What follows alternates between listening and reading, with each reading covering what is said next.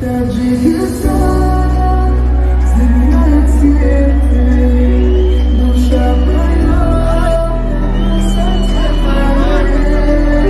Таджикистан, красивое солнце, лучах тепла твоих снов. Салам алейкум, друзья! Сегодня Азам Гафуров рекорд 14-3 одержал победу над Хожакбаром Ташхаджаевым рекорд 3-2 единогласным судейским решением в турнире ACA 138. Поздравляем нашего спортсмена.